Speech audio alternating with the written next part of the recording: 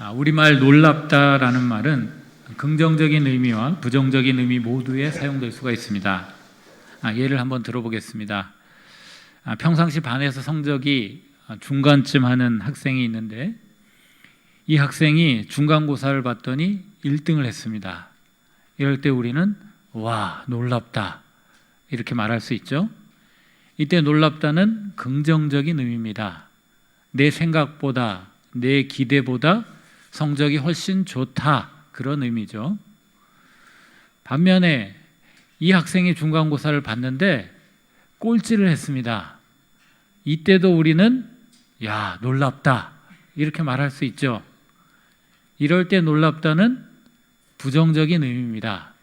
내 생각보다, 내 기대보다 더 낮은 성적이다, 나쁜 성적이다, 바로 이런 의미입니다. 결국 놀랍다라는 말은 무엇인가 우리 생각이나 기대를 벗어났을 때 사용하는 말입니다. 그게 우리 생각보다 높게 벗어났던, 낮게 벗어났던. 그렇다면 여러분, 누군가 우리 믿음을 평가할 때 놀랍다라는 말을 사용한다면 긍정적인 의미로 쓰는 것이 좋겠습니까? 부정적인 의미로 쓰는 것이 좋겠습니까? 당연히 긍정적인 의미로 사용하는 것이 좋을 것입니다. 누군가가 우리 믿음을 보면서 정말 놀라운 믿음이다 이렇게 평가하는데 그것이 긍정적인 의미라고 한다면 그것은 우리의 믿음이 사람들의 생각이나 기대 이상이요, 우리의 믿음이 큰 믿음이라는 의미이기 때문입니다. 이런 의미에서 우리 모두의 믿음은 기대 이상의 믿음, 놀라운 믿음이 되어야 할 것입니다. 오늘 본문에는 긍정적인 의미에서 놀라운 믿음을 가진 사람이 등장합니다. 그는 이름은 소개되지 않고 백부장이라고만 언급되는 사람입니다. 우리는 그가 이스라엘 사람이라는 것을, 이스라엘 백성이 아니고 이방인이라는 사실을 알고 또 그의 직업이 군인이다라는 사실 정도를 알 수 있습니다. 그런데 이 백부장을 보시고 다른 사람도 아닌 예수님께서 놀라셨습니다. 다른 이유가 아니라 그의 믿음 때문에 예수님께서 놀라셨어요. 오늘 보면 10절 말씀을 보십시오. 이렇게 기록되어 있습니다. 예수께서 들으시고 놀랍게 여겨 따르는 자들에게 이르시되 내가 진실로 너희에게 이르노니 이스라엘 중 아무에게서도 이만한 믿음을 보지 못하였노라. 예수님께서는 지금 이렇게 말씀하시는 겁니다. 이 사람은 내가 본 어떤 이스라엘 사람들보다 큰 믿음을 가졌다. 여러분, 대단한 칭찬 아닙니까? 최상급의 칭찬이라고 말할 수 있습니다. 백부장은 가진 믿음으로 예수님을 깜짝 놀라게 만든 놀라운 믿음의 사람이었습니다. 저는 오늘 이 말씀을 보면서 문득 이런 생각을 해봤습니다. 만일 예수님께서 나를 만나신다면 예수님께서는 나의 믿음을 보고 어떤 반응을 하실까? 과연 깜짝 놀라실까? 과연 내 믿음이 예수님의 기대 이상이라서 깜짝 놀라실까?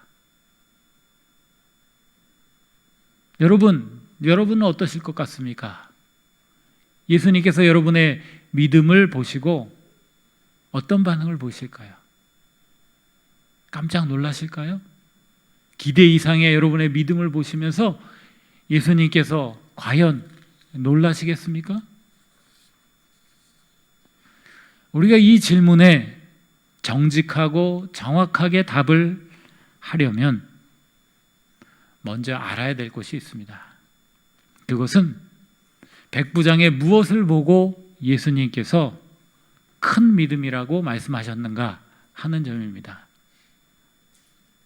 예수님께서는 오늘 말씀을 보니까 백부장의 말을 들으시고 그의 믿음을 높게 평가하셨습니다.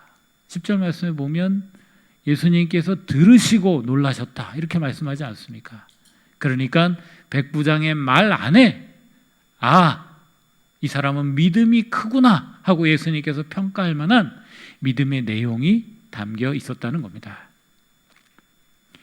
8절과 9절 말씀 우리 한번 보겠습니다. 제가 읽어보겠습니다. 백부장이 대답하여 이르되 주여 내 집에 들어오심을 나는 감당하지 못하겠사오니 다만 말씀으로만 하옵소서. 그러면 내 하인이 낫겠사옵나이다. 나도 남의 수하에 있는 사람이요 내 아래에도 군사가 있으니 이더러 가라 하면 가고 저더러 오라 하면 오고 내 종더러 이것을 하라 하면 하나이다. 백부장의 이 말 속에는 당시 사람들이 가지고 있었던 병에 대한 이해가 담겨 있습니다. 당시 사람들은 병이란 악한 영이 사람을 괴롭히는 것이라고 생각을 했습니다. 따라서 병이 낫으려고 하면 그 악한 영을 쫓아내야 병이 낫는 것이다 이렇게 생각을 했습니다. 그래서 지금 백부장이 뭐라고 말합니까? 자기 얘기를 하잖아요. 나도 부하들이 있어서 내 부하에게 이렇게 명령하면 그 부하들이 순종합니다. 그러니 예수님 당신께서도 말로 명령만 내려주십시오. 그러면 내 하인이 병이 나을 것입니다. 여러분, 그러니까 사실 백부장의 믿음은 오늘날 우리의 기준으로 봤을 때 여러모로 미흡한 믿음이라고 말할 수 있는 겁니다. 지금 우리가 살펴본 대로 백부장은 당시 수준의 의학적인 지식을 가지고 병을 생각하고 있는 거예요. 그렇죠? 우리는 알잖아요. 병은 악한 영이 사람을 괴롭혀서 생기는 병은 극히 적고 대부분은 바이러스에 의해, 병원균에 의해, 다른 어떤 원인에 의해 발생하는 것이라는 사실 우리는 알잖아요. 그런데 백부장은 그 사실도 모르고 지금 말하고 있는 겁니다. 뿐만 아니라 백부장은 오늘날 우리 그리스도인들이 가지고 있는 그런 믿음으로 예수님을 생각하고 있는 것도 아닙니다. 여러분, 우리는 예수님을 어떤 분이라고 믿고 고백합니까? 하나님의 아들, 나를 구원하신, 나의 영혼을 구원하시는, 나에게 생명 주시는 구원자, 이렇게 우리는 믿잖아요. 그렇게 알고 있잖아요. 그런데 백부장에게 과연 이런 믿음이 있었을까? 심히 의심스럽습니다. 사실 정확하게 말하면 백부장은 소문만 들은 겁니다. 유대인 중에 권세가 있어서 병을 잘 고치는 예수라는 사람이 있더라. 그 사람이 어떤 병자든지 잘 고친다더라. 이 소문만 들은 겁니다. 그래서 예수님께 나와서 자기 하인의 병을 고쳐달라고 지금 부탁하고 있는 겁니다. 자, 우리 기준으로 봤을 때 정말 형편없고 정말 상식에 어긋나는 것 같은 이런 믿음을 보이는 이 백부장인데 예수님께서는 어떤 점을 보고 그의 믿음이 그렇게 크다고, 그가 놀라운 믿음이라고 말씀하고 계신 겁니까? 그건 딱 하나입니다. 백부장은 예수님이 권세를 가진 분이라고 확실하게 믿고 있었기 때문입니다. 어떤 권세입니까? 그가 말씀하시면 악한 영에 의해서 일어난 이 병이 낫게 될 것이고 그가 말씀하신 대로 이루어질 것이다. 예수님은 권세 있는 분이다 라는 그런 믿음을 백부장은 가지고 있었던 겁니다. 그리고 백부장이 가진 이 믿음을 예수님은 놀라운 믿음, 큰 믿음이라고 여기셨고, 그리고 어떤 일이 벌어집니까? 13절 말씀을 보십시오. 13절 말씀, 예수님께서 이렇게 말씀하십니다. 가라, 내 믿은 대로 될지어다 하시니 그 즉시 하인이 나으니라. 여러분, 백부장은 뭘 믿었어요? 예수님은 권세 있으신 분이라는 걸 믿었습니다. 이분이 하나님의 아들인지 아닌지 난 몰라요. 그리고 병이 어떻게 생기고 어떻게 낫는지 난 몰라요. 하지만 확실히 분명히 아는 것이 있습니다. 이분은 권세 있는 분이다. 나는 그것을 믿는다. 이분이 말씀하시면 그대로 이루어진다. 나는 그것을 믿는다. 백부장은 이 믿음을 가지고 있었고 그 믿음대로 예수님이 그에게 주시는 선물을 받을 수가 있었던 것입니다. 여러분, 이 백부장의 이 믿음을 보면서 저는 우리의 모습이 떠올랐어요. 우리는 백부장보다 훨씬 많은 지식을 가지고 있고 훨씬 세련된 믿음을 가지고 있잖아요. 우리는 예수님을 하나님의 아들이라고 고백하고 우리는 예수님을 그런 분으로 분명히 믿는다고 합니다. 그런데 백부장이 진짜 믿는 것처럼 그렇기 때문에 예수님이 말씀하시면 그대로 이루어지고 예수님이 말씀대로 이 세상이 움직인다 하는 예수님이 가진 그 권세를 우리가 믿고 살아가느냐, 이런 생각이 들었다는 겁니다. 우리는 너무 세련된 믿음을 가져서 예수님이 가진 권세대로 이 세상이 이루어진다고 생각하지 않고 예수님의 말씀대로 이 세상이 순종한다고 믿지 않고 다른 법칙대로 이 세상이 굴러간다고 그렇게 믿고 있지는 않느냐는 겁니다. 여러분, 저는 교회 안에서 가끔 깜짝깜짝 놀랄 때가 있어요. 평상시는 아무 문제가 없습니다. 다 믿음이 좋은 것 같아요. 그런데 문제가 딱 발생했어요. 뭔가 풀리지 않는 큰 문제가 생겨났어요. 그런데 그때 평상시 믿음이 그렇게 좋은 것 같았던 사람이 그 문제 앞에서 하나님께 나아가지 않고 예수님의 권세를 의지하지 않고 세상적인 방법, 자기의 방법을 사용하고 선택하는 것을 볼 때마다 깜짝깜짝 놀라게 된다는 겁니다. 여러분, 믿음이 어디 갔습니까? 예수님을 믿는다면서요. 예수님을 믿는다는 그 믿음의 내용이 도대체 뭔데요? 예수님을 믿는다는 것은 고작 죽은 다음에 나 천국에 보내줄 거라고 그 믿음을 가졌다는 얘기입니까? 아니요. 우리가 가진 믿음은 훨씬 더 큰 믿음입니다. 지금 사는 이 삶에 관계가 있는 믿음이라고요. 우리가 믿는, 우리가 구주로 고백하는 그분이 이 온 세상을 다스리시는 분, 이 온 세상을 말씀으로 명령하시면 순종할 수밖에 없는 그런 분, 그런 분으로 우리가 믿는다는 뜻이라는 겁니다. 그런데 이런 믿음의 내용은 온데간데 없고 정작 문제가 생겼을 때는 믿음 없는 자와 똑같이 그렇게 반응하는 그런 분들을 볼 때마다 제 마음이 답답해진다는 겁니다. 도대체 우리의 믿음은 어디 갔다는 말이에요? 우리의 믿음이 결국 이거란 말이냐? 이렇게 탄식할 수밖에 없다는 거예요. 여러분, 여러분의 믿음은 어떻습니까? 여러분 믿음 안에 예수님이 권세 있는 분이라는 믿음이 있으십니까? 그분이 말씀하시면 그대로 이루어진다고 과연 믿으십니까? 그리고 그 믿음대로 문제가 있을 때마다 예수님께 나와 구하시고 예수님의 도움을 바라고 계십니까? 여러분이 이 질문에 예라고 답할 수 있을 때 그때야 비로소 여러분도 백부장과 버금가는 믿음을 가졌다고 말할 수 있을 것입니다. 바라기는 여러분, 우리 모두에게 적어도 이 정도의 믿음은 있을 수 있길 바랍니다.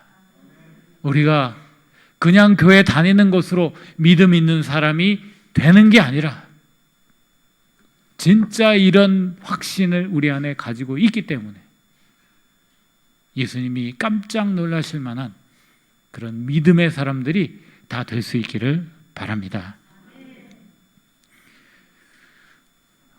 그렇다면 우리는 어떻게 예수님이 이런 권세를 가진 분이시라는 믿음을 우리의 것으로 항상 가질 수 있을까요? 그 비결은 우리 안에 있는 교만을 버리고 어린아이와 같은 마음을 갖는 것입니다. 여러분, 놀랍게도 오늘 말씀의 포커스는 사실은 먼저 하나님을 믿은 이스라엘 백성들이 포커스로 잡혀 있는 것을 볼 수가 있어요. 이 마태복음 8장은요, 오늘 우리 본문 앞뒤로도 예수님이 병 고치시는 이야기가 나오거든요. 앞부분에는 나병 환자를 고치시는 이야기가 나오고요, 오늘 본문 뒤에는 베드로의 장모를 고치시는 이야기가 나옵니다. 병 고치는 이야기가 계속 나와요. 그런데 오늘 말씀에만 이 앞뒤와 달리 들어있는 이야기가 11절과 12절 말씀입니다. 제가 한번 읽어보도록 하겠습니다. 또 너희에게 이르노니 동서로부터 많은 사람이 이르러 아브라함과 이삭과 야곱과 함께 천국에 앉으려니와 그 나라의 본 자손들은 바깥 어두운 데 쫓겨나 거기서 울며 이를 갈게 되리라. 예수님께서는 지금 이방인인 이 백부장의 믿음을 보시면서 누구를 떠올리고 계신 겁니까? 이스라엘 백성, 원래 하나님이 선택하셨던 하나님 백성인 이스라엘 백성들을 떠올리고 계신 겁니다. 그들의 어떤 점이요? 그들의 불신앙을 떠올리고 계신 거예요. 사실 여러분, 따지고 보면 믿음에 있어서 이스라엘 백성은 얼마나 유리한 위치에 있습니까?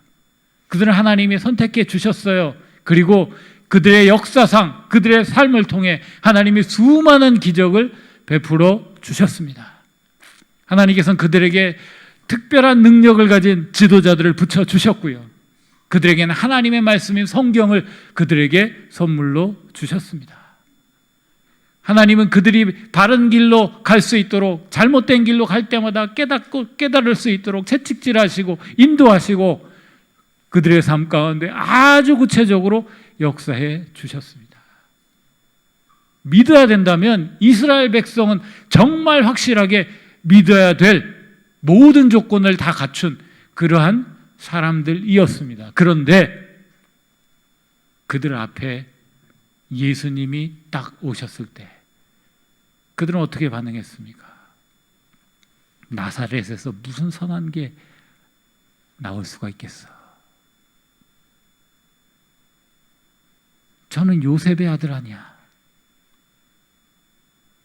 그들은 도리어 예수님을 배척하고 예수님을 절대로 믿음으로 받아들이지 못했습니다. 뭐가 문제일까요? 그들이 가진 좋은 조건들이 도리어 문제가 된 거예요. 그들이 가진 많은 신앙적인 지식이 도리어 문제가 된 겁니다. 그들은 이렇게 생각했습니다. 하나님은 다윗의 자손 중에서 메시아를 보내주실 거야. 그러니 저 촌구석인 나사렛에서 태어난 예수는 절대로 메시아일 수가 없어. 나사렛에서는 절대로 선한 것이 나올 수 없어. 그가 행하는 어떠한 놀라운 일도, 그러니 메시아라는 것과는 상관이 없어.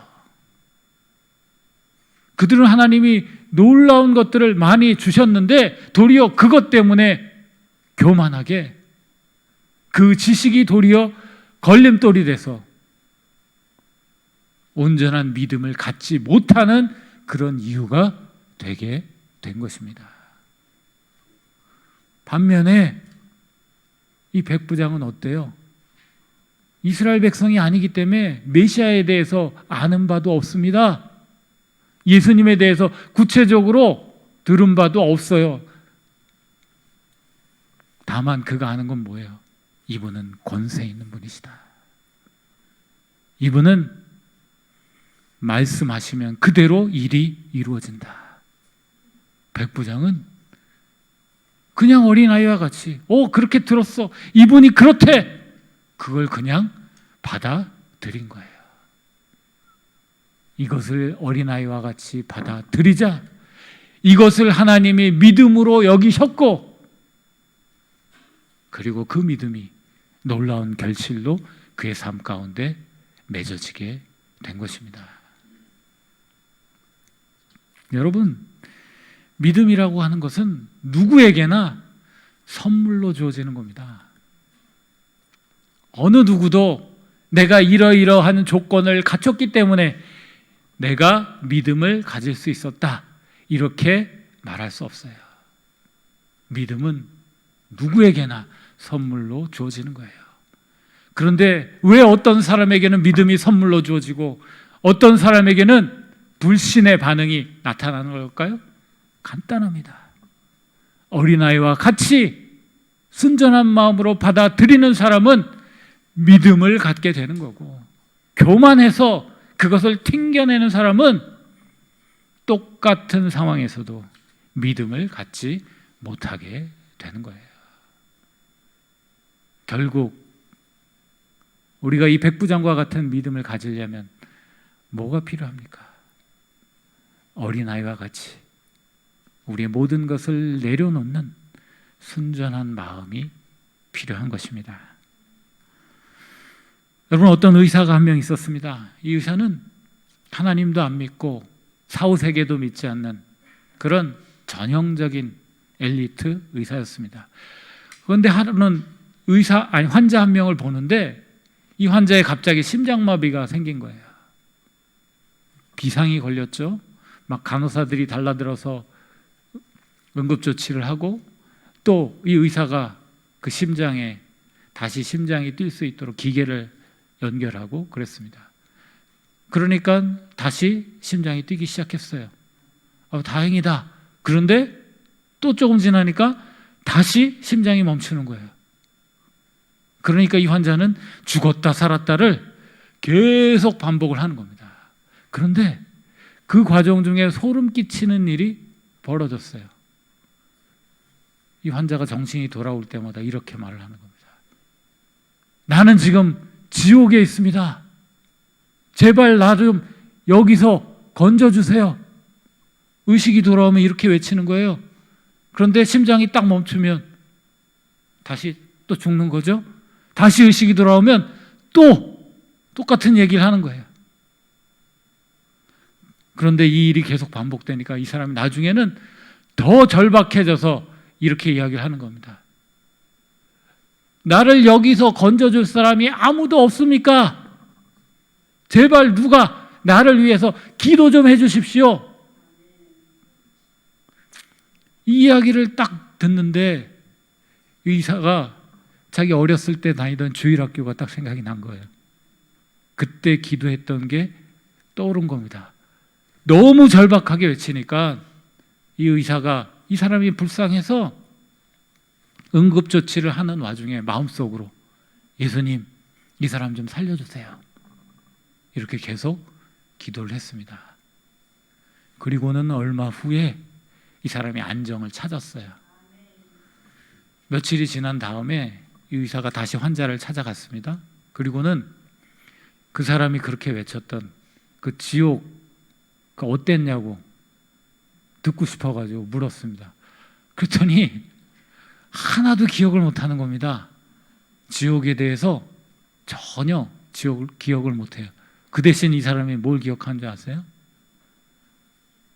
어디로 가다가 빛이 비친 것, 그리고 푸른 초원에서 아주 황홀한 경험을 한 것, 그리고 자기보다 먼저 죽었던 가족들을 만났던 좋은 기억. 이 사람은, 이 환자는 좋은 기억만 기억하고 있었습니다. 이 환자를 만나고 나서 이 의사에게 믿음이 생기게 되었어요. 여러분, 믿음은 우리 모두에게 선물로 주어지는 겁니다. 그런데 이 선물은 아무나 받을 수 있는 선물은 아니에요. 누가 선물을 받습니까? 마음속의 교만을 내려놓고 어린아이와 같이 그것을 받아들이는 자만이 이 믿음을 선물로 받을 수 있습니다. 이 믿음은 내가 만든 믿음이 아니기 때문에 하나님의 놀라운 평가를 받을 수 있는 능력 있는 믿음이 됩니다. 그리고 하나님께서는 우리의 이 믿음을 놀랍다고 여기시고 이 믿음을 사용하셔서 하나님의 선하신 뜻을 우리 가운데 행해 가시게 될 것입니다. 사랑하는 여러분, 여러분 모두가 놀라운 믿음의 사람들이 되실 수 있길 바랍니다. 교회 안에 보면 너무나 많은 사람들이 시시한 믿음으로 살아가는 것을 볼 수 있어요. 믿음은 분명히 있다고 하는데 아무 능력이 없습니다. 아무 믿음의 결과가 없어요. 믿나 안 믿나 똑같은 그런 삶을 살아가고 있습니다. 이런 믿음은 믿음이라고 말할 수 없겠죠. 믿음은 놀라운 믿음이 진짜 믿음입니다. 우리 모두가 놀라운 믿음을 가진 자가 되어서 그 믿음으로 삶을 누리고 믿음으로 생명을 전하는 한 주의 모든 성도들 되시기를 주님의 이름으로 축복합니다. 우리 함께 기도하겠습니다.